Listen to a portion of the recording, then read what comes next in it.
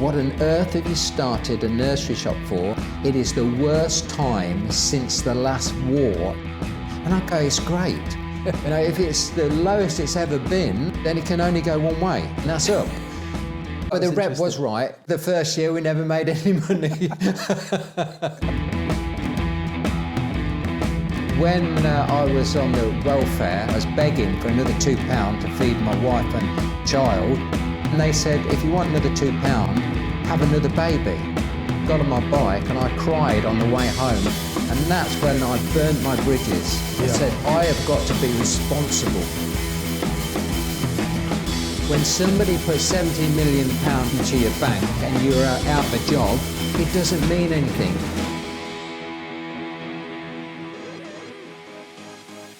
Neville, welcome to the podcast. I'm going to lean over and shake your hand. Thank you very camera much. Looks like I haven't got the long enough arm.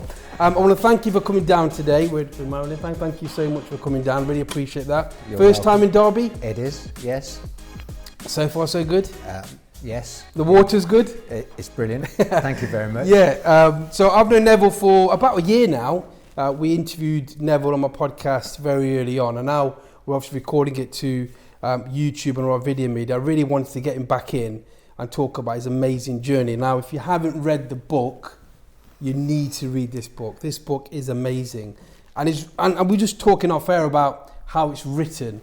And it's written in a way that it goes forward, it goes back. And I think it really works, and it got me really engaged about your story, to where you are, to where you are. Was that written in a certain particular way, or was that planned? Or was it just... when I was writing it, I was thinking of things, and I didn't want to forget about it. Yeah. So I put it in, and I go forward and backwards. Yes. And but when you look at a film, the film, whatever film it is, it goes from one scene to another, backwards and forwards. Yes. And so it's really like that. But it was really, I was thinking of things on my while I was writing it that I didn't want to forget. I wanted to put the content in so people didn't miss it. Yeah, and the book goes into so much detail. So I want to start. So currently at the moment, just tell us what you're doing at the moment, then we're going to go back and then we'll come back round again. We're building lots of commercial units at the moment, sheds we call them. Right, big sheds, anything up to a couple of 100,000 square foot. And what we do, mainly we let them to tenants. Sometimes we sell, and that's our main business. We've got about 10 different companies. One is renovating old property, bespoke, stone property. One's building new properties, investing in lots of different companies and on the money. You're still involved in the business, Still involved, yes. And I like to be hands-on. Yep. And so I was out at 7 o'clock yesterday morning, and we was preparing a 40,000 square foot building for AstraZeneca, who was moving in, and nice. And a tenant was coming out. And so I went in with a team of people and cleared it out and tied it up. And it was everything is a goal within a goal, because I wanted to push. We'd only got so much time. We'd have got 3 days as a turnaround to clean this place up. And my goal is 20,000 steps a day. Don't always get there, but. That's my goal. It's like a goal within a goal. Also, I've got the phone on, so I can do a deal if I need to. I'm always on the phone, and I'm there micromanaging as well. And so, not always micromanaging, but on certain things when there's a time limit. Because you mentioned the book, because I know when you're writing that, it was 2014 that book was. Yeah. And it's still relevant today. And you mentioned while you're writing the book, you had so many multiple screens open. You were learning, constant learning. Well, today we come to Derby from Peterborough, and I got an audio book on. Yeah. So the phone was going, the audio book was on, we was chatting about different things, directions mainly. And so multiple things at once. Use every minute of the day. So going back to your story, because that's where you are now. Especially, obviously, you sold the business, and that was a great achievement. I want to go back into Kiddicare. Yeah. But your backstory, the challenges.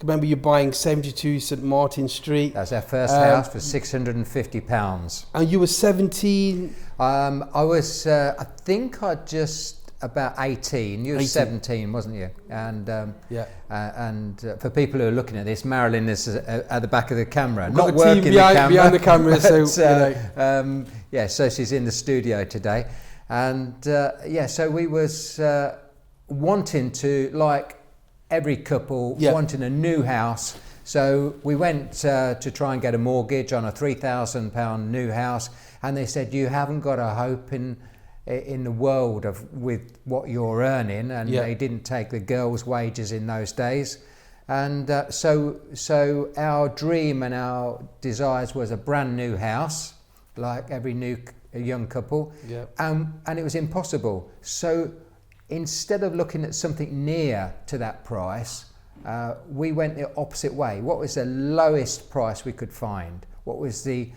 worst property? Probably because we had £600 and £650, and that's what we had got to spend. And we made an offer on a derelict place and got it.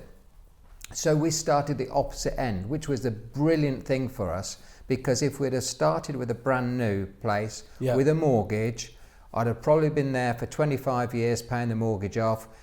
But with it being the opposite way, I had to, what I suppose people call hustle, I had to go and renovate it. Luckily, I'd got my father, who was a carpenter, and he helped. Yeah, and for our listeners, what year was it? Because this is Monopoly. 1968. 1968, wow. And there was 650 It was £1,075. In Peterborough, in 1968, you could, we looked from 1966, 67, 68. So we probably looked at 200 properties in that time, because we never used to go out, because Marilyn's father wouldn't let her go to a nightclub or a pub or anyway. So we walked the streets, and what do? You look at property. This is what you want, your ambition, and so that was our thing to do. That was our pleasure. It was. And 1968, you could get, there was dozens of houses for around £1,500 in Peterborough, because these houses had been rented in the 40s, from the war times, and landlords couldn't put the rent up. So there was a rent cap on. There was a rent cap. That was it. Yeah. So the properties were worth nothing. People had been in there like 30, 40 years, and the landlords wasn't getting anything. Right. So it's an ideal time. So landlords wanted opportunity. There was, but we didn't realise that. But ever since then, we've realised all the way along there's opportunities. Yeah. And where you're looking. And then, from that, was that your first, because you talk a lot in the book about property and, renovating properties and challenges. Did you, was that one of your passions, renovating the property, or just something that's... The passion was that we would live together. We'd have to get married, because in those days you couldn't just go and live together like you can now. So the thing was, we needed a house to live in, and we didn't want to rent. We didn't want to give somebody else our money. So we wanted our own. We wanted to be secure, and I think a lot of people think security is owning your own house, which is good, and it's part of security, but security is also in your mind. That's right. But we believed at that time that we would be secure if we had our own house. And so that's what drove us. So property was just one of those things that you need, or we needed, to live in. We never ever thought it would be an asset where you could remortgage it and buy something else and grow a business. It was the furthest thing from our mind. Although our ambition was always to work together, because we knew the strengths and weaknesses of us. Together we were stronger than working for other people with our weaknesses. Because people find your weaknesses, and that is a problem. And you go through life with your weaknesses, so you don't do things. But together we were stronger. We could help each other. Yeah, and you're aligned, going in the same direction. Yes. And so buying the house, because you talk about the philosophy in the book is, the answer is yes, and now what's the question? Yes. Was that one of those moments where you said, right, okay, we're buying this house, now what's the question? Is that? No. The title from the book came from 2 weeks after going into business. Now this was like 8 years later, when we was 24, we went into business, because again, our backs were against the wall. I was on welfare, and there was 1 million unemployed in the country, and there was no jobs.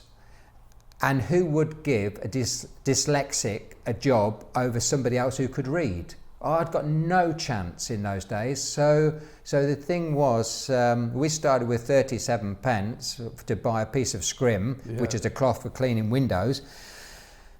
And we were desperate for money. So after about 2 weeks, people would say, Neville, while you're here, can you clean the gutters out? And of course, I'll get £1 for cleaning gutters and 30 pence for cleaning the windows. Yeah. So cleaning windows would take 20 minutes. A gutter would take probably 10 minutes. So you've only got to work that out. I'd rather clean gutters than windows. And then people would go, can you clean my drain? Can you mend my fence? So I'd always say yes. So a lady come out one day, and she said, she looked up the ladder and she said, Neville, can you, while you're here, can you? And I said, yes, I can. And she says, I've not asked the question yet. Yeah. And I said, I'll do anything that you want me to do. Yeah. Because... within reason. As like my mother would, I would hear my mother's voice. Yeah. It's got to be as long as it's legal. Yeah. And not immoral. Yeah. And in so your, you had some boundaries in your there. eyes, yes, because my mother, whatever I would do, my mother would say, Lord Jesus will punish you one day. And it was like, whatever. Because in the book you mentioned about, when you were cleaning windows. Yes. And obviously when you go to people, they'll kind of say, it was 30p at the time. Yes, it was. They wanted to pay you 20p. And I think you said no at the time, because you thought they were trying to haggle you down, which we do in property and business anyway. But then you saw the bigger opportunity. I did, because people try and take advantage of you. I thought, the thing was, they'd say, how much do you charge? I say 30 pence to clean your windows. And they'd go, oh, well, I tell you what, for 15 pence, I'll just have the upstairs done. My husband can clean the downstairs. And I used to think, well, that's not fair. Yeah. But there was only negotiating, like when I went and said to the estate agent, I'll give you £650 for that £1,075 house. I was negotiating. Yeah. And that's what people were doing with me, but I couldn't see that. I thought they was taking advantage. I could have said, no, I'll do the upstairs for 20 pence. But I didn't. I walked away from them, which was silly.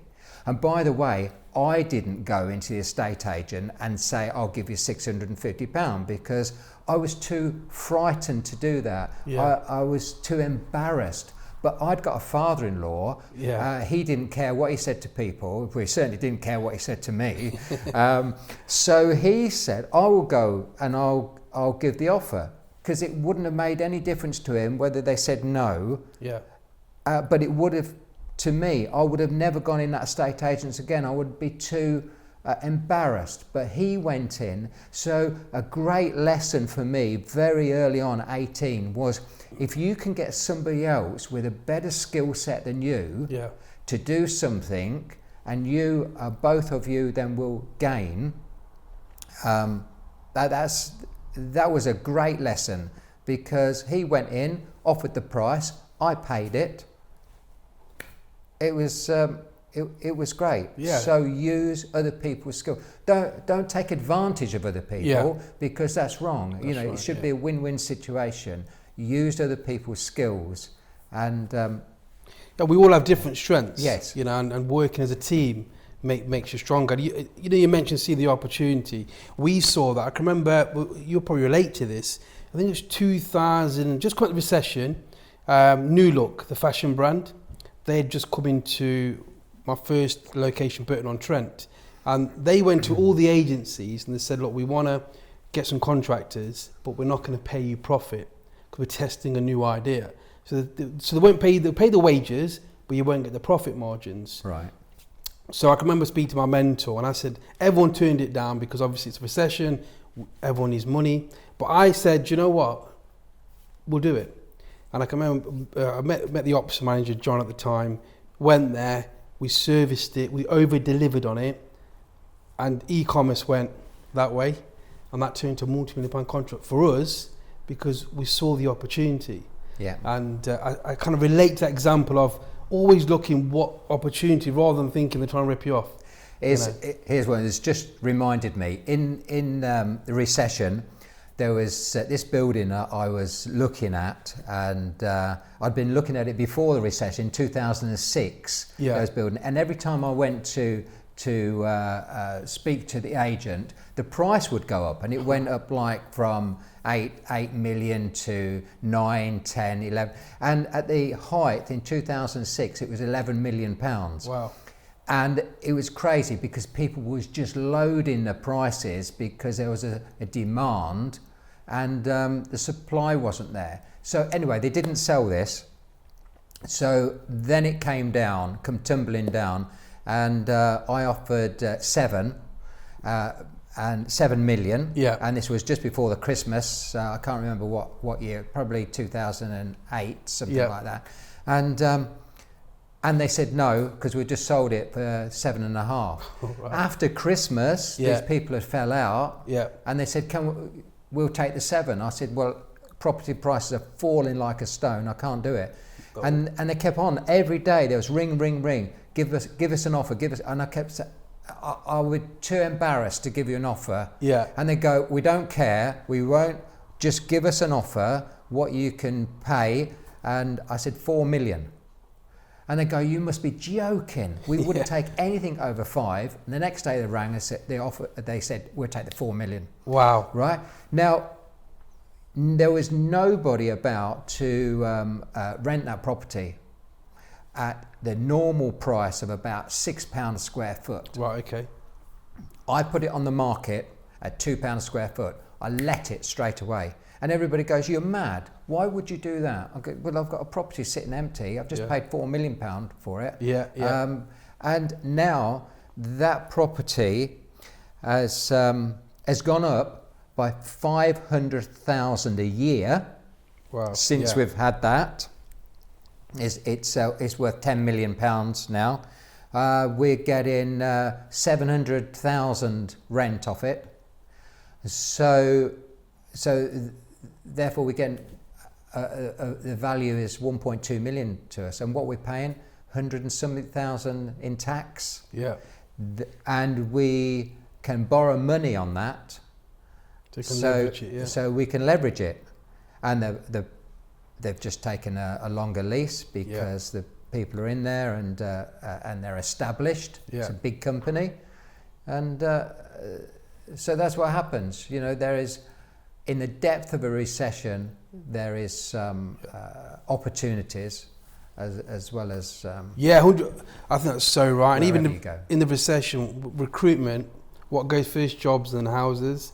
And just speaking with my mentor, and we kind of changed from permanent recruitment to contract recruitment, because what did everyone want? Everyone wanted flexible staff. Yes. So just by changing your mindset and looking at the opportunity rather than putting your head in the sand, you never know what can happen. Obviously, the story was on. So so with you talk in your story, you talk about your father and your father-in-law. Right. And I kind of, by reading it, kind of thought they're like your mentors and they taught you so much. So what kind of lessons did you get early on? Because I know they played a big part in your journey. They were my mentors. Well, Marilyn's father, one thing he said to me, was open your eyes. And I thought, what's he talking about? Open your eyes.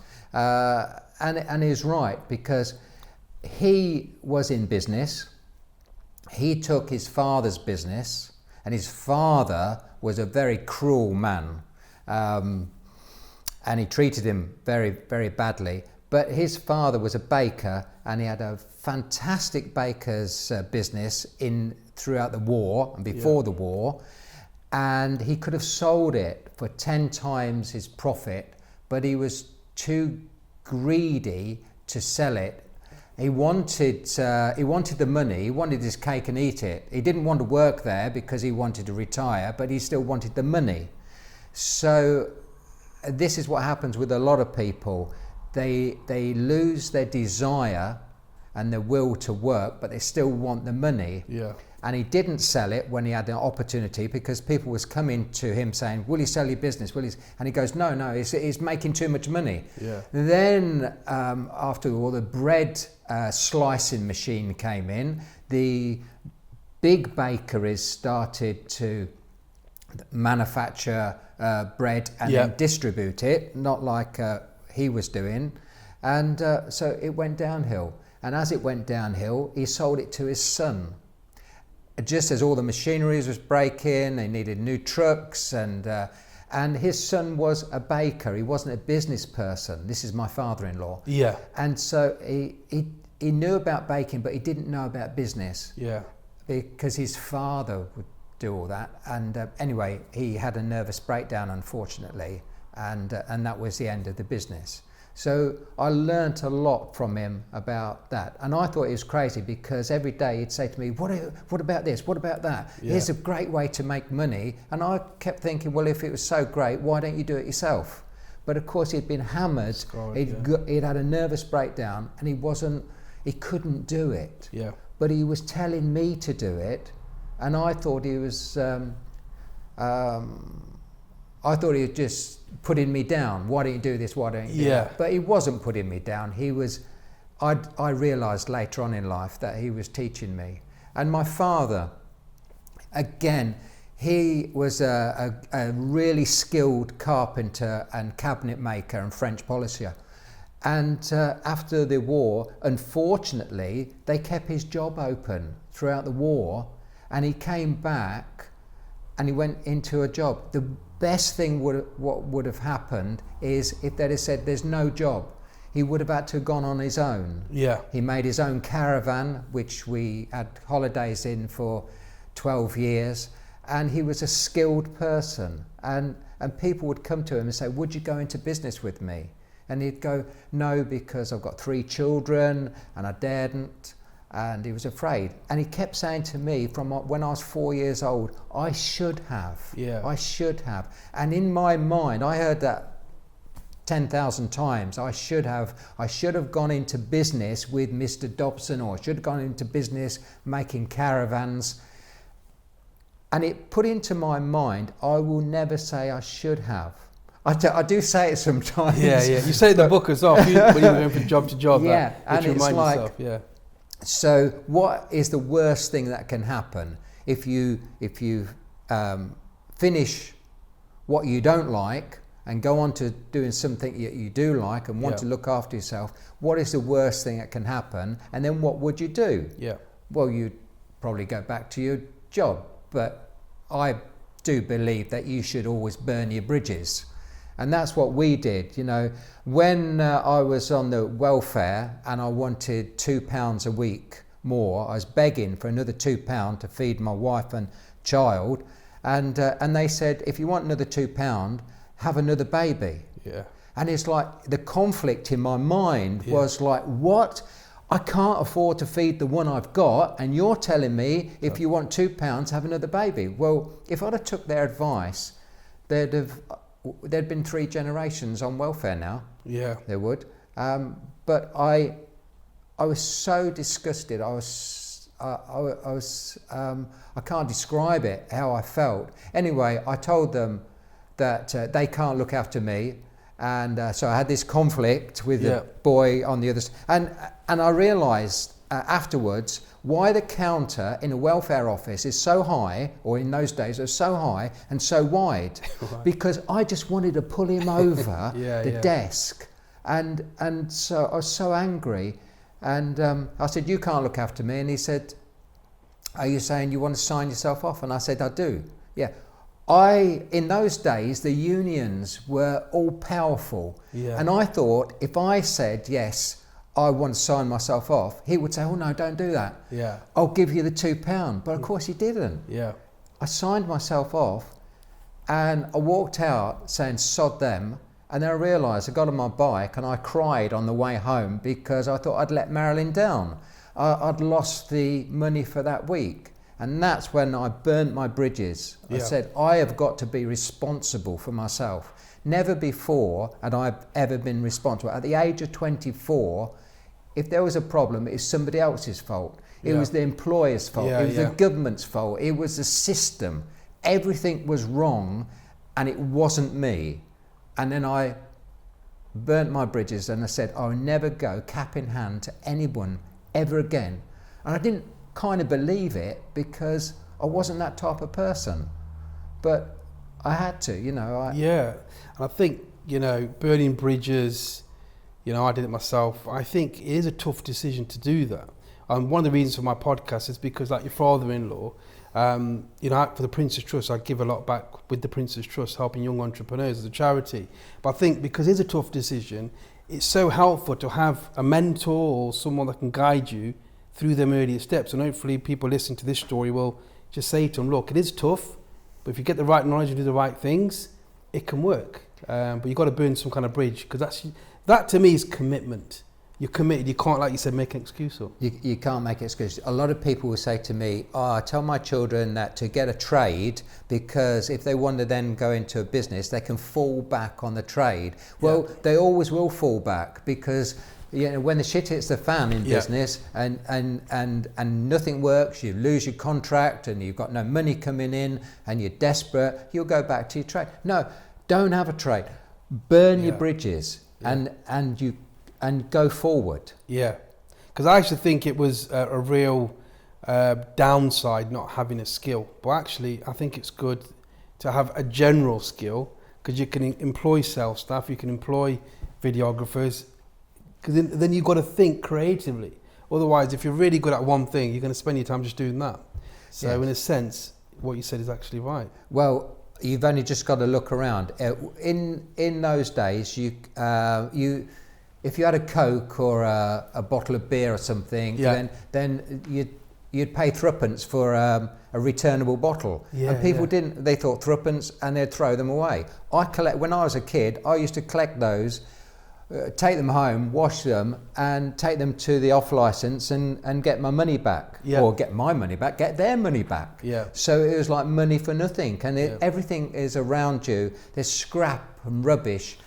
We turn that into money. So that led on to it led on to time and motion. So you don't lose any time, and because you can work and earn money. And don't have any waste. So don't throw that half a bag of cement away. Don't throw that half a gallon of paint away. Like a lot of people do at the end of the job, it goes in the skip. Well, we never, because we started when we was in business. The window cleaning went on to property maintenance, went on to painting and decorating, building, and then we didn't want to lose any time, so we bought a terrace house so we could do it up when it was raining or when we had some spare materials, and that's how we grew the business. Yeah, and I think my listeners now could be young listeners, and they think the way you did it. We're in a different era now, and I can see. I don't know if you can see the car stereos there. That's what we used to sell, the little click-offs. Yeah. So even when they were getting sold on AdMag, remember AdMag, we used to get them and resell them. So that was in my generation. And my daughter, I encourage her. She's only 9 years old now, and she sells things on eBay, my old phones, and she's generated money. So the principles, some people might look back and say, well, that was then, but you've just got to choose the opportunity now. It's buying and selling. It's the same. Nowadays, there is far more opportunity, but I think although the opportunity is there, there's more procrastination. Yeah. People want to see instant results, and they want to become a millionaire overnight. Yeah. And that ain't going to happen. The other thing is that children have with the technology, Yeah. they have they're not able to go out like we were. We were put out in the morning and we came home at night. Yeah. But parents are scared now. They don't want their kids to go out in the streets, and so therefore they're on these gaming machines or whatever. Yeah. And they need to. It's probably my daughter there ringing up. Yeah, she's probably going to sell something. She's probably going to sell. If it's a good deal or not. Yeah. Yeah. So a lot of children are restricted. Yeah. And they're given money instead of earning money. Yeah. And I think at 6 years old, you should encourage your children to have money and do what they like with it. But they need to. It's a reward for doing something. Yeah. Give them chores. Even if they can't go out and get a job, because they obviously don't. I don't think they allow kids nowadays to go out and get a milk round. No, not well. Or a paper round. I used to do paper, like you said, we'll get your bike, 9 o'clock, my story's around when I started the paper round. You've got to involve the children around what is available now. And you're right, we've got 2 very young children, 5 and 9, I get the ages wrong sometimes, but we're more aware and we try to protect them more. But like you said, my dad would just say, go on play football on the field and see you later. And that kind of makes you more independent. But everyone's got different challenges, Yes. We were just doing a thing on private schools because both my daughters go to a private school. Right. Well, I went to the worst school in Derby, which got bulldozed down. And my reason for sending them there, because when I was younger, even though we were on the streets with a knife put to my throat, only 9 years old, for me, that was my reason to make sure I protect my daughter so we don't go through that. But I don't know if that experience has defined who I am now. It's hard to tell, and it's ever challenging. Yeah, but you need to let them do that. Things don't change. I mean, there's a lot of stabbings going on, but I got stabbed at 4 years old by some other kid in the street. So things don't change. Yeah. It's just that parents change because you're not allowed to deal with it yourself like you were all those years ago. And so things have changed there. But the technology now, you've just got to think of what you can do with it. And there's lots of things out there. You got to adapt with the times, and that's what we're trying to say. Lots of out there. And people are looking for this this success thing. Yes. And they want instant. But the thing is, whatever you do, it will create something else and something else, and you don't know where your journey is going to take you. I mean, it's like somebody described: if you're driving at night, can you see your destination? No, you can only see 200 foot in front of you because that's where your lights are. But that doesn't mean that you should stop and say, "Well, I'll wait for it to be light." But will you see round the corner? You won't see. I can't see from Peterborough to Derby. All I can see is the next hill, and the thing is, people want to see their destination and want to be there, but you can't. You've got to go to the next hill, hill, and so on. Or if you're driving at night, you can only see 200 foot, but you go, and then you can see the next and the next. And one thing leads to another, and that's what happened. We didn't know we was going to get a shop, did we? We got a shop because Marilyn wanted to come off the building site, and instead of doing the bookwork at night, she wanted to do it in the day. So we got a terraced house. We was going to convert it into an office. She said to me, "Look, there's 4 rooms. I only need one. We've got 8 hours a day that will be open. But bookwork will only take me 2 or 3 hours. So maybe we should sell something." So what did we know? What could we sell? Well, we hadn't got any money. We'd got £300 saved up. So what could we? what did we know? Well, Yeah. we'd had a child, we'd bought a second-hand pram and a second-hand cot and a second-hand high chair and some clothes. So we knew everything, you know. And they say ignorance is bliss, and it probably is. You know, so we went into the nursery business. But how come when we knew nothing and we started in that terraced house, that 2 up, 2 down, and there was at least 2,200 established nursery shops in 1977 In the UK? in the UK. Right, yep. And some of them had been there 30, 40 years, Yep. second generation. How come that these 2 kids that knew nothing Yeah. built the largest independent nursery business in the UK, knowing nothing? Yeah. Right? It's because we knew nothing. Yeah. We hadn't got any preconceived ideas of how to treat the customer, how to buy, what to do. We learnt it, but we learnt it a little bit different. Yeah. We That's did. interesting, because when we went to Burton to go to start do you know Burton at all? Burton's probably like quarter the size of Derby. All right, Derby's not. Burton-on-Trent. Burton-on-Trent. Right, So we I've went heard of in there because I wanted that location. There was like, I did some research after, and there was 200 recruitment agencies in Burton. Really? And had I known that before, I probably would have got put off. But because I just got on with it and just did it, we came one of the top 5 within a couple of years, just by doing things differently, challenging the norm. Because we didn't know anything better, like you said, yeah. After a few months, reps started coming in, so we dropped the second hand and we was buying new because reps had found us. And, and once a rep finds you by word of mouth, all the other reps come in. And one of them said, what on earth have you started a nursery shop for? It is the worst time since the last war. It's the population, the birth rate has gone down and down and down to the lowest. Why have you? And I go, it's great. And he said, how come it's great? You know, I go, because we've only one way to go, and that's up. You know, if it's the lowest it's ever been for the last 15 years or so, then it can only go one way. And he goes, I never thought of it that way. So it was that mind shift is amazing, because one person would think, let's give up, but you just twisted it round, just naively, and said, actually, it's brilliant, because we're rock bottom. So but the rep was right, because we never made any. For the first year, we never made any money. But you would have given up, right? If he'd said, just pack it in. We was going to give up on that first year, because I thought, well, with the profits, we'll buy a new Mercedes-Benz, which in those days was about £6,000 for a brand new one. And I was looking forward to going on holiday and having a new Mercedes-Benz, and then the accountant said, well, you've not made anything. £1,500, and you've got that in extra stock.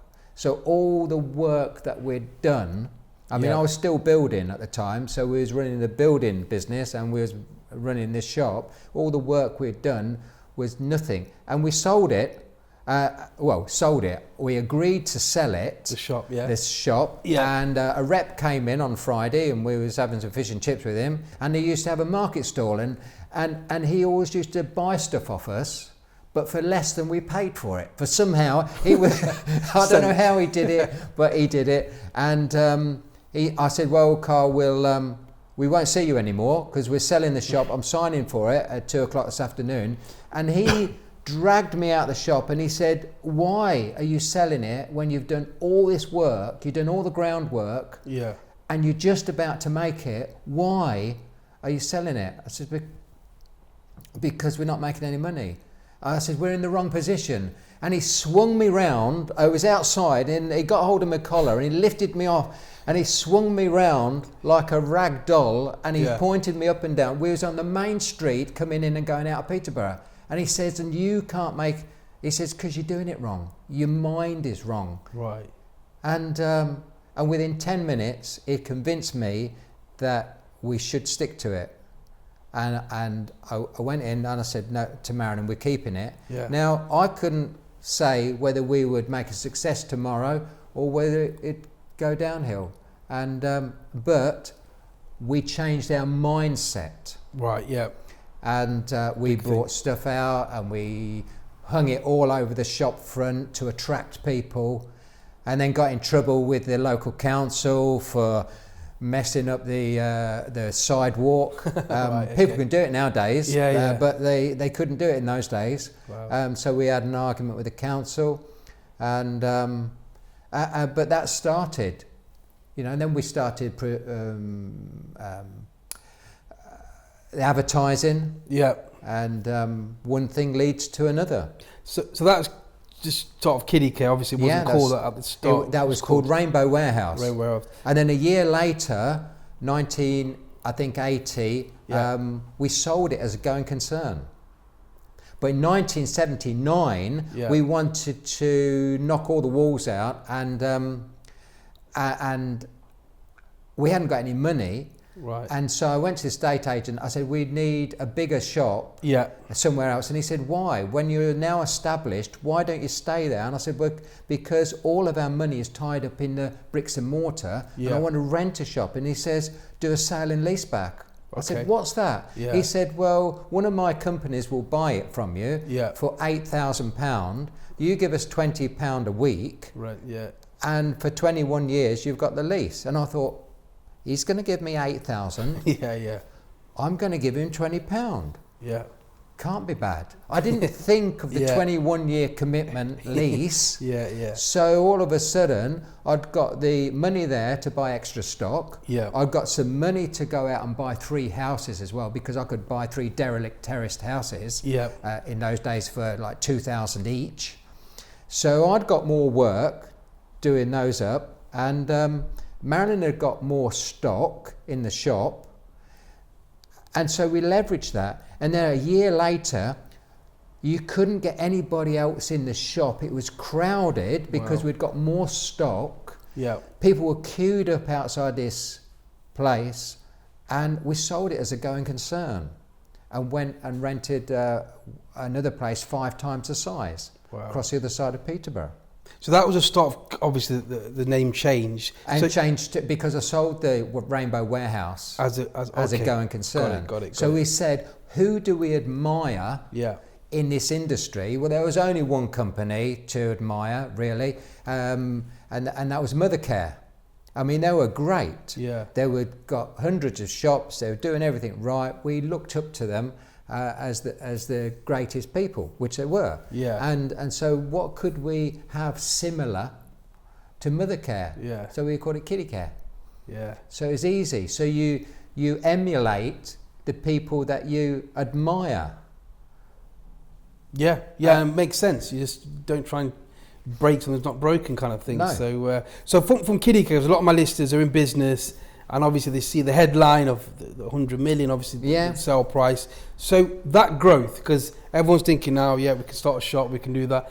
Talk us about the growth and the challenges in growing that to a mega business. Right, so it was one day at a time, and it was like we was looking all the time. We were restless. We wanted more and more and more. And when I say more and more and more, the customers drove it, because they used to come in and say, do you have this brand? And it's like, no. And in those days, you've got to be established to have like Silver Cross. And it took us 5 years. Silver Cross is a brand of a pram. It took us 5 years of asking, could we have, and it was like, no, your shop's not good enough, your shop's not big enough, we've got other people, you haven't got the ability, you haven't got the knowledge, so we're not giving our brand to you, so you have to work at it. So instead of being despondent, each year we went to their show, and each year we wrote a letter afterwards saying, thank you very much for taking us around, could we? And it was no. And it was like, you have to court these people, and so that after 5 years, somebody in Peterborough closed down, and we got that. But it was that times 150 times, because we was wanting everybody's brands, and you had to become the best. You had to partner with these people and say, I will sell your product properly, I will display it properly, I will pay my bills, I will do everything you want me to do. So it was being humble, really, because we wanted to serve the customer with that product, and to get that product, we had to be humble to these people and help them get what they wanted. So we was fighting all the time with ourselves to improve ourselves. And we used what is nowadays called the Kaizen method, one small step at a time. Well, I was using that like 40 years ago, one small step at a time. Because when you go into your business at 8 o'clock in the morning and then you close the door at 6 o'clock at night, your business should have changed in some form or other. Even if it's just one little thing, it should have changed, because if it doesn't change, you're stagnant. And somebody else, some other business has changed, and they're taking your business away from you, and you don't even know who it is. And so therefore our business had to change. We had to be better than we was yesterday. We had to treat the customer better. We had to get more products in. We had to give better service. And this was day after day after day. And of course, then we had to be innovative. Like, how do you get the customers in, right? How does one shop, I mean, this is after the third shop. How do you get customers to come from 2, 3, 4 hours away? Mothercare was doing it with putting a shop in every village, every town, and we tried that, and we got up to 3 shops. And Marilyn and I didn't like it, because the thing was, we decided we'd work together. When you get 3 shops, you're working apart. So the model had broken. And so although those shops were doing all right, it wasn't what we wanted. And you have to have your core values and what you want, your dreams of what you want. And if that dream is to work together, working in 3 shops didn't work. You're just putting fires out and racing around. And so we sold those 2 shops as going concerns.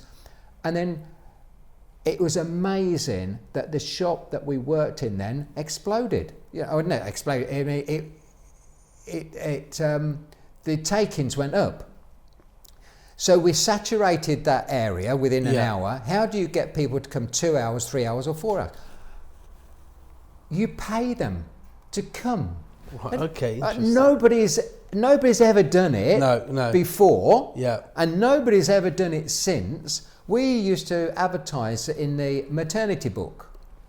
So people get pregnant and they get a book, and it shows what the doctor's appointments and that. So we took an advert in there, and we'll pay you petrol.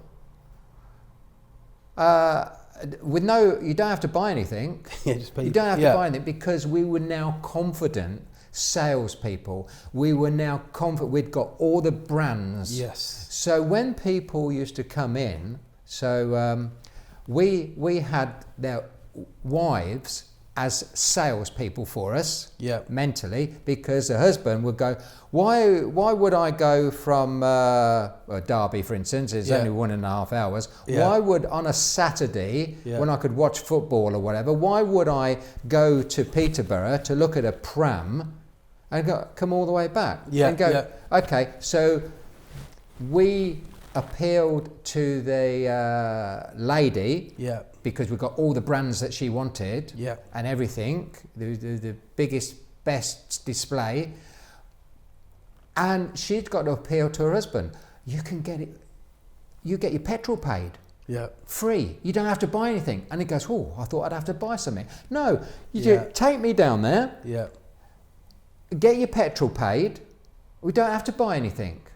Now, when they came in with a maternity book in their hand, we would approach them. We wouldn't say, can I help you? We would approach you and say, have you had your petrol paid? And they go, no, we've not bought anything. They go, that's all right, I'll pay your petrol. Where do you come from? Blah, blah, blah. Give me your license.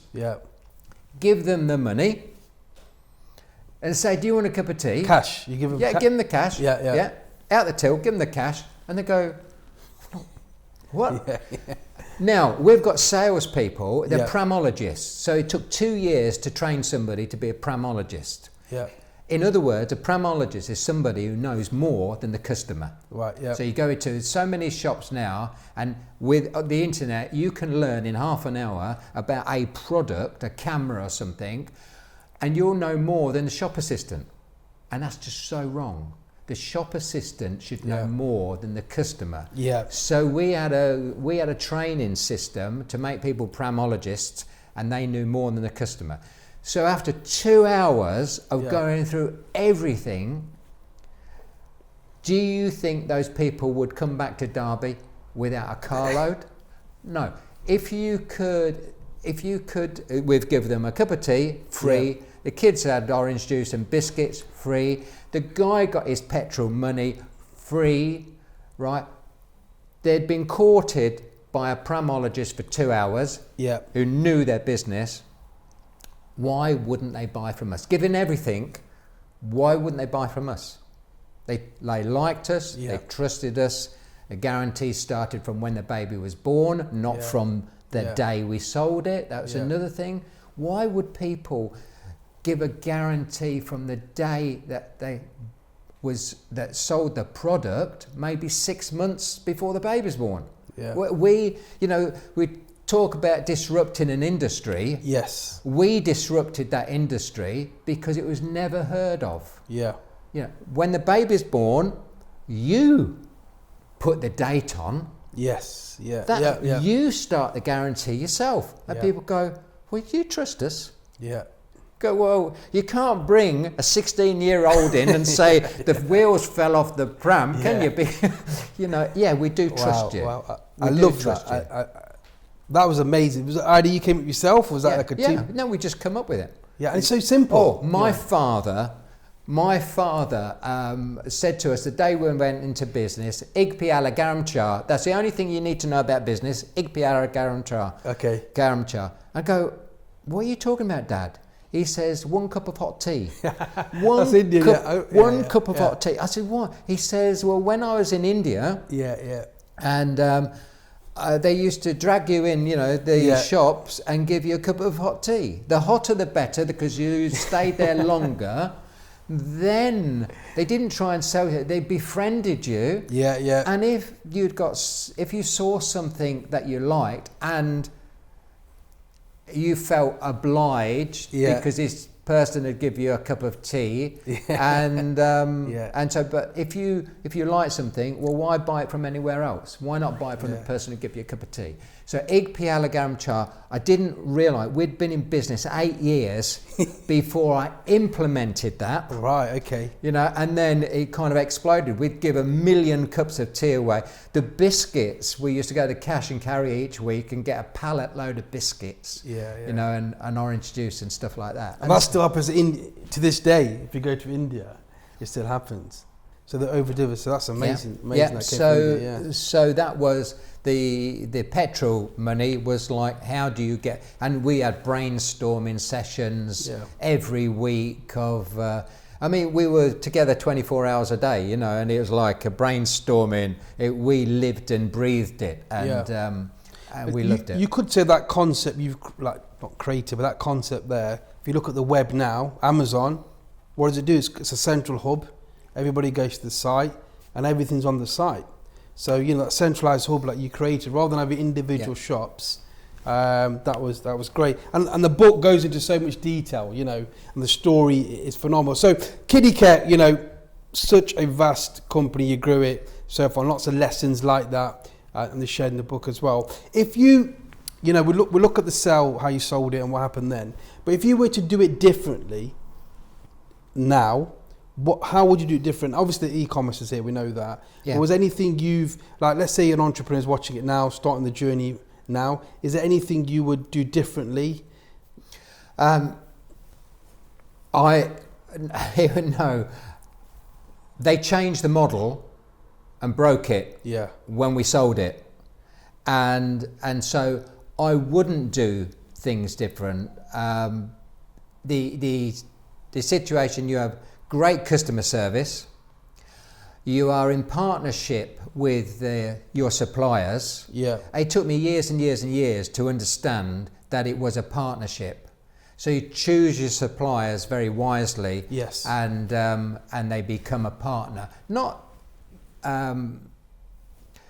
in their business, but there was one or two businesses that we should have took a slice of. You're in a partnership with your suppliers. You are in a partnership with your employees, and you're in a partnership with your customers. And I think I would know that now, whereas it took years and years and years to understand that these things happen. So I wouldn't have done it a lot different. I would have had a lot more understanding about people's needs, wants, their hopes, their dreams. Yeah. So I could have took that into consideration, and but apart from that, I wouldn't have done it any different, because somebody said to me the other day, how can you compete with the internet? Well, of course you can. Yeah. Because you have your internet, and internet sales became 80% of our business. Yeah. It was because people go, well, why do I want to travel 4 hours when I can just buy it on the internet? Yeah. So on the internet, you had to be the same kind of salesperson as face to face. So we had 5,000 videos. We had how to use the product. We had a team of people on the phones to help people. Yeah. And it was like, if you ring somewhere and it goes, this used to go, hi, this is Kiddicare. You know, if you've come through the service department, you've got a 28-minute wait or a 35-minute wait. If you don't want to hold, put your phone down and ring in 20 minutes, you'll go to the front of the queue. Yeah. Things like that. You don't. We had that 10 years ago. You don't have it now. Yeah. People don't take care of the customer. You're on hold. Yeah. You know, we've got big volumes of people waiting, but they don't tell you how long. Yeah. They don't tell you if you ring back in 20 minutes, you'll go to the front of the queue. We had that. It's good customer service. So you've got a raving maniac. Yeah. With the wheel fell off, they're going to shoot you down. They are, right? And it goes, you've got a 35-minute wait, and they go, oh, sod this, you know, and put the phone down. Yeah. They don't ring back in 20 minutes because they forget.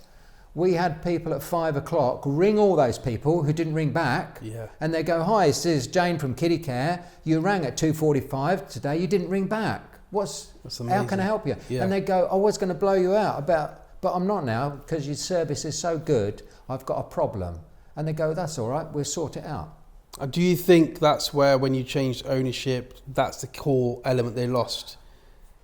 Well, they did, because they scrapped that telephone system for a start, you know, to put it into a main system where nobody knew what they was doing. Yeah. So they lost that. And in business, I think there was a turning point. Yeah. When the same kind of turning point as when I was on welfare and said, I'll burn my bridges and I will be responsible for myself and I won't go cap in hand ever again, begging. And life had been unfair for the first 24 years of my life, and it was somebody else's fault that whatever happened, right? There's this tendency in business, especially when you're trying to build this business, that you don't want to give stuff away, and you make it very often the customer's fault. Yeah. They folded it wrong, which probably they did, but not everybody folded it wrong, and they shouldn't have bought that because it doesn't work for them. And I think there was a turning point where we realised that we were fighting customers when actually we should have been on their side. Yeah. And then when we got onto the customer's side, because we was trying to protect the manufacturers. The manufacturers didn't want their products back, so we was the people who were trying to help the manufacturers by fighting the customers. Yeah. And as soon as we changed tact about fighting the customers and being on their side, we became responsible. Yeah. And if the customer's right, which 99% of them were right, we would take that product back and refund them or give them a different one. And then it was our responsibility to fight the manufacturers. Yes. And if the manufacturers fought, we said, well, we don't want to deal with you anymore. And this is where it comes in, that you are in business, you are a partnership with a manufacturer. And if it doesn't adhere to what your customers' needs and wants are, then you shouldn't be dealing with them. Yeah. Should be a master-slave relationship. Yeah. Which you get a lot of, because the client will often... And we, over the years, we stopped dealing with some big brands, and other companies used to ring and go, how can you stop dealing with those people? Go, because they're rogues, they're thieves. Yeah. And it's like, well, we know they are, but we have to rely on them for like 70% of our business. And I go, but if you drop them... your customer would buy from you. Yes. And they would trust you. And that's what happened. Every time we dropped somebody, because they wasn't customer orientated, they just wanted to get rid of their product, even if it was faulty, and don't see it back. As soon as we got rid of them, the customer bought something else and our sales went up. Crazy. Because of the reputation. And now online, your reputation is your last customer. Yeah. It is. It is. We did a podcast, a 30-day challenge, where we did reputation software, white label software for the dentist industry. Because the dentist industry, you get one bad review, no one's going to want to go to that dentist to get their teeth pulled out. Yet they've got thousands of good reviews, but they've got to focus on that message. Yeah. So with Kiddicare, I want to go into selling the business. Right. Because I think, and then we've got some questions towards the end. Okay. So selling the business, we had a chat off air about talking about selling the business and the challenges. Yeah. What did it feel like, getting that money transferred into your bank and, like you said, the window of opportunity, you kind of closed the chapter in a sense. Yeah, it was right to do it. There's a bit of conflict, I'll go back to, because we always, every single day we wanted money. We wanted more money. But we didn't want money for the sake of money. Yeah. We wanted money to buy paintbrushes, scaffolding, a van, a truck. Yeah. We wanted money to buy extra stock to serve the customer. We wanted money to buy a bigger building, a bigger car park. There was a reason why we wanted money. When somebody puts £70 million in cash into your bank and you're out of a job, or out of a lifestyle, then it doesn't mean anything. So the money didn't mean anything because we had got nothing to do with it. So for a time there, we was in no man's land. We was in what I call shit world because we didn't know we'd lost our meaning to life because we wasn't allowed to talk to the staff or the customers. We was there for a month in our office, shoveling bits of paper about until we was only there 2 weeks, and then we went because it was so painful. So we had lost maybe all of our friends who would see every day. There's 120 people there, full time. We had lost the friendships that we'd got with manufacturers and suppliers all over the world.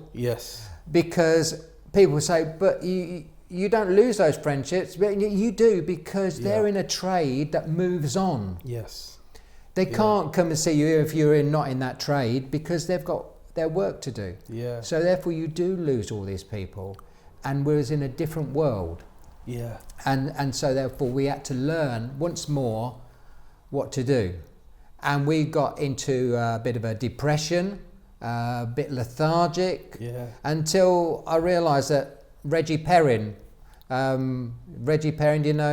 he said, I didn't get where I am today by being down. And that clicked, and then you get up and then one of our daughters joined us, and one of our son-in-laws joined us, and we formed a new company, and then we went off from there. But there was a bit of a downer at the time. We talked off air about this. Once you achieve something, it's not about the money. And I can remember when we sold the business in 2013, I was looking everywhere for a book about what happens after you sold a business. Obviously, this was written in 2014 because no one talks about it. And then after, you're like, what do you do?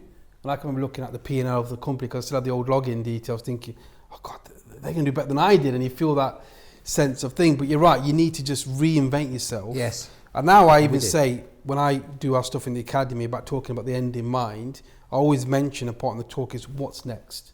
If you sell this business, if you achieve that goal, what is it you want to do? For me, it was to help other people and go into the academy. So after a while, I figured that out. It was a lot easier. But you're right. And people might be watching thinking, how can you get depressed when you made millions and millions of pounds that you did when you sold the business? But if you haven't got a purpose, then it kind of just plays in your mind. We was used to using money Yeah. for good. Whatever the good was, Yes. we was using the money to Yeah. produce something, to produce more product for people, to help people. Yeah. We needed a lot of money because we used to borrow a lot of money. Oh, one of the things was that we did, because you can be good with customers, but you've got to be good with your suppliers. Yes. And notoriously, in the retail trade, suppliers want to get paid in 30 days. Right, yeah. They get paid in 60, 90, sometimes from the big companies 120 days. Ridiculous, yeah. We used to say to new companies, what's your terms? And they go 2.5%, 30 days. Yeah. What about for 14? Oh, we'll give you 5%. What about 7? Yeah. Well, nobody has asked that. Yeah. What about a day? Yeah. And they go, what do you mean? We go, we pay in a day. Yeah. We pay in a day. Nobody in the industry pays in a day. This is why, again, we're disruptive. We paid in a day, but we wanted 10%. Yeah. And people go, well, actually, yeah, that's fine. Yeah. Some was 7.5, some was 5, but it was like our aim was 10%. Yeah. So here's another thing. You've got a rep coming to you every month. He gets his commission. The company get paid the day they deliver their goods. Yeah. I would rather go to the bank and borrow millions of pounds to pay those people in a day. Yeah. Because when they come to the end of their season and they've got 4,000 pushchairs left over or 5,000 cots or whatever, who are they going to ring? Yeah. They're going to ring me.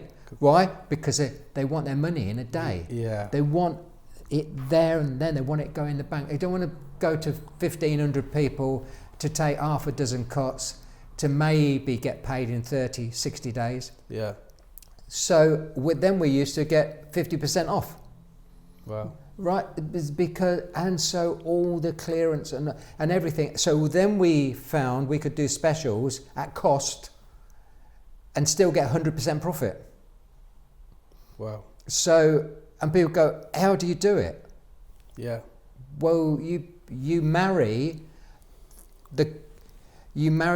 your suppliers. And it's the simple things. Everything is very simple. There's some simple tricks, simple ways of business. Yeah. And it's all in the book. Yeah. And people don't see it. They don't read between the lines, or they think it's too simple. But it's not too simple. No. It's very simple and it's very easy. Yeah. And it's like us, people say, why don't you retire? I go, well, I have retired. Yeah. I retired at 24. Yeah. And they go, what do you mean 24? And go, because I come out of mainstream employment after having 17 jobs that I couldn't work with them because they'd find out you're dyslexic and put you down, not look at what you're good at. Yeah. And so therefore, doing what you want to do when you want to do it. Well, the thing is, we were free. We'd got all that freedom. Marilyn had come out of work because she'd had the baby, but it was like we worked together. Yeah. Our strengths. Yeah. And so therefore it was like people say retirement is doing what you want to do. Well, we was living that. It was, so people go, you've worked so hard. Yeah. You've worked like, why did you work over Christmas? Well, we've got a customer, AstraZeneca, who wanted to take this building over, so we worked over Christmas. But that wasn't work. Yeah. That was... getting your 2,000 steps in. Yeah, that was 20,000 steps. 20,000, sorry.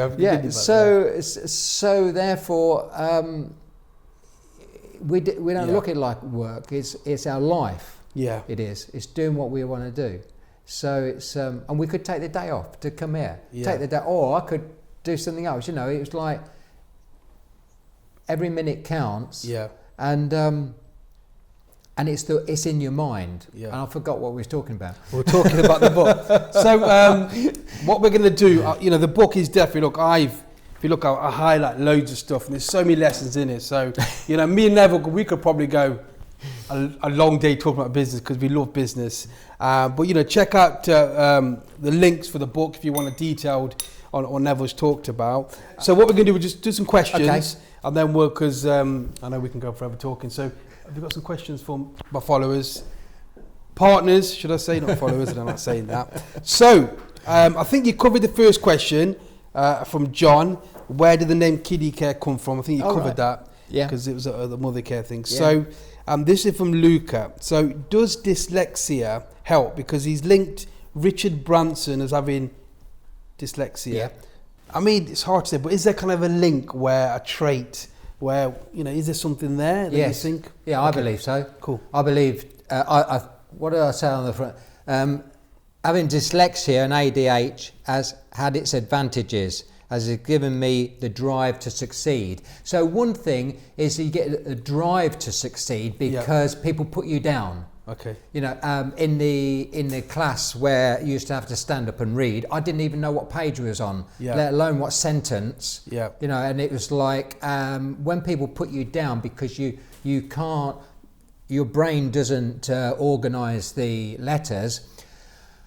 That's great because you then have to innovate and get to the same situation as other people, right? So if I went into a bar, right, didn't go into a bar very often, but if there was, I used to stand back because I couldn't read what beers and then I used to listen to what other people look and as soon as they had something what I thought was all right, and Guinness, I used to drink a lot of Guinness.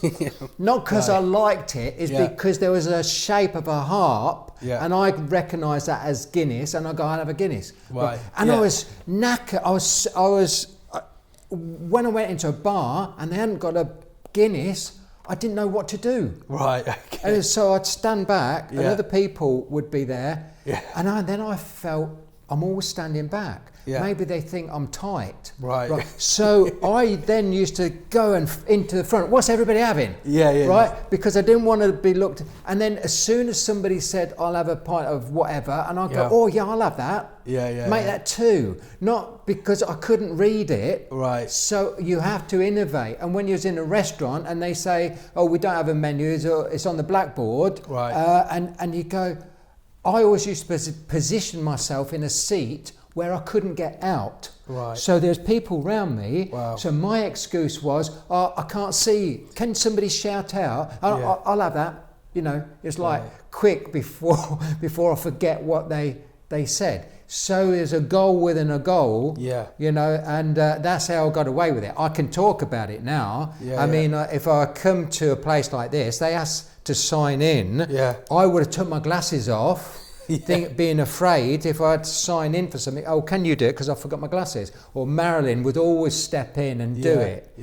I can talk about it now, but I was, up until the age of about 40 or 50, I was too, self-conscious, and I felt it was even at that age. So it has its advantages, and you learn you learn how to do things in a different way.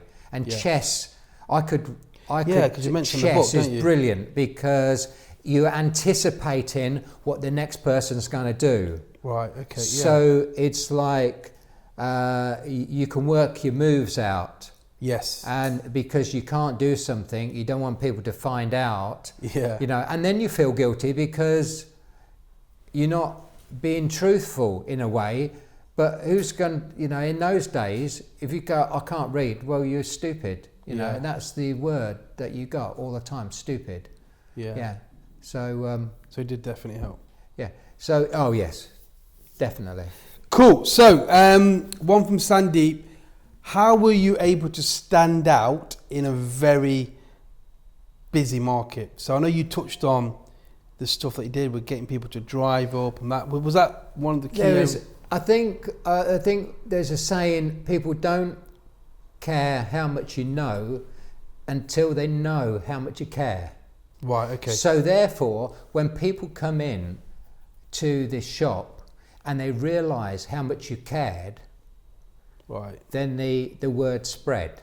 You know, people go, I want to get into this business because there's loads of money. Well, never forget about that, because you're never going to make any money with wanting to make loads of money. Yeah. It's a byproduct of doing something, a caring. Yes. So I cared about Marilyn. Marilyn cared about me. So therefore, we worked together. It didn't matter what we did. We could do anything, couldn't we? It didn't matter. We wanted to look after each other. Yeah. And then everything we needed to invest all the money that we got to make our business stronger and to be secure, and it was a byproduct. So what was the question? So, you know, how were you able to stand out in a mock? So how was we able to stand out? Well, we stood out because we cared. Yeah, we did. We stood out because we gave we gave the cup of tea. Yeah. We went one further. We gave orange juice to the kids. All right. So you come in and you go, hi, how are you doing today? And they go, fine. And we'd say, do you want a cup of tea? Yeah. And the bloke would go, he's thinking, how much?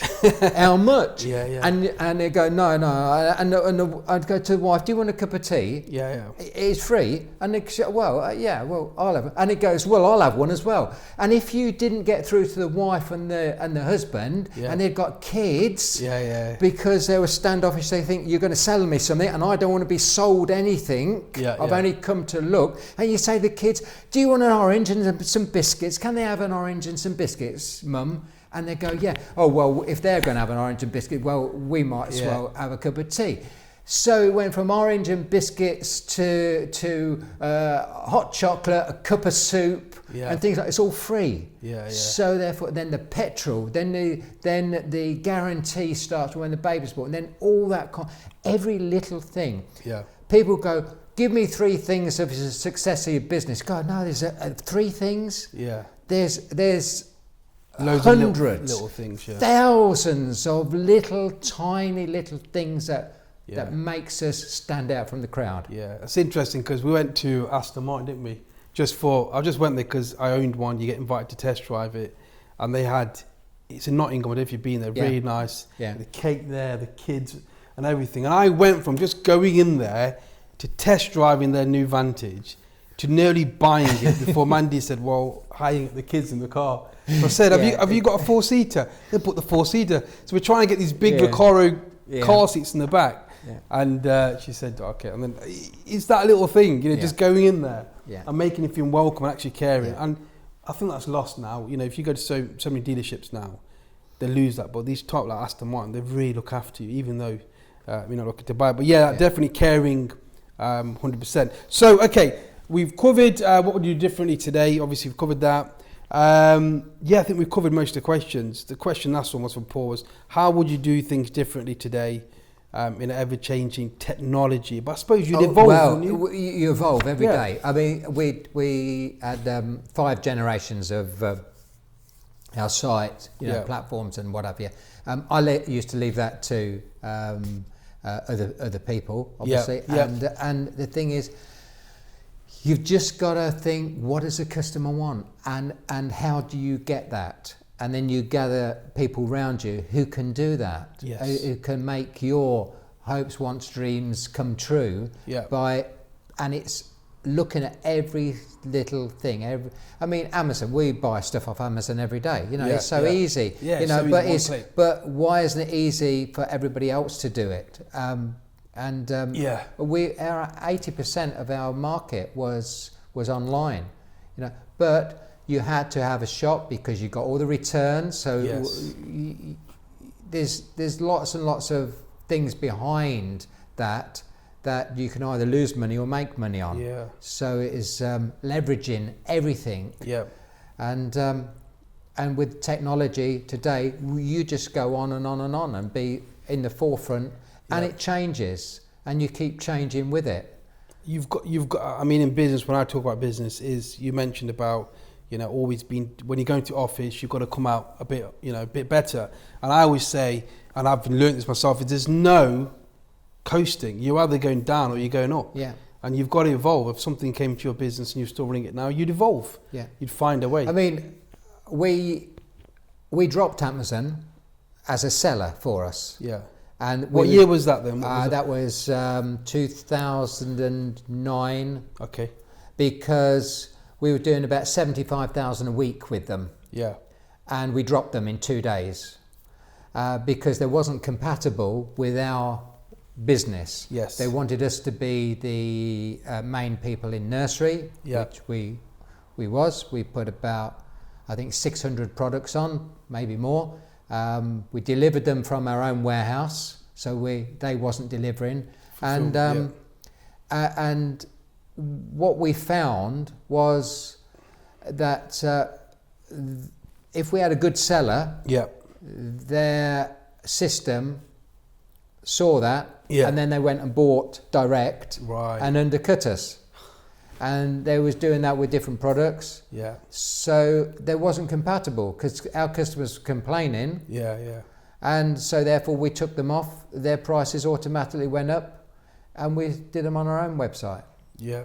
So and again, we're doing £75,000 a week with them, and as soon as we dropped them, we actually took that and plus more. Wow. So we didn't lose anything. We gained. Yeah. We gained by not having that person doing a like for like. Just making that decision. Yeah. Because most people don't make that decision. But yeah, I want to thank you. One last question I want to ask you. There's loads of questions from the book. Was Jordan? Was it Katie? Katie Price. You did sponsorship, didn't you? On what was that show called Monday? Their story. Yeah. Pete and Katie. Real life story. I can remember looking West at that. Side, East Side. What was that like? Because you got stateside. Yeah, that's it. Yeah. Because you went there and then fantastic. You took a risk. You got a discounted price. Yeah. And how did that come about and how did it work? Did they? Well, for a start, they were lovely people. Yeah. Not what they was portrayed on the television. Yeah. And they were superb.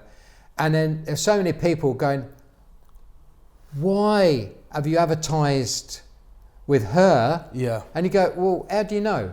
You go, well, we watched it. Oh, so you watch it, do you? No, it was on, and it was fantastic. Yeah. That was fantastic for us, and The Apprentice was fantastic for us. Yeah. And what product did they buy from? Because you mentioned you bought them as much stock. Was it you bought some units from one of The Apprentice? Did you?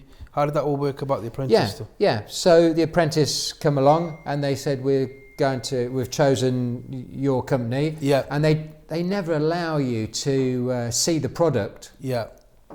Okay. And I'm going, well, look, we've got people who buy cots, prams, clothes. Different buyers for different things, so they all sat there and they presented something. Yeah. And I said to the buyer, it was a little suit. Yeah. How many similar suits did you buy last year? Yeah.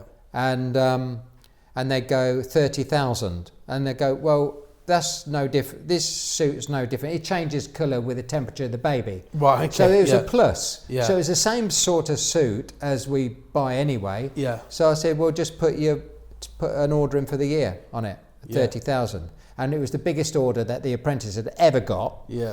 So and then it was in the Sun newspaper the following day that it was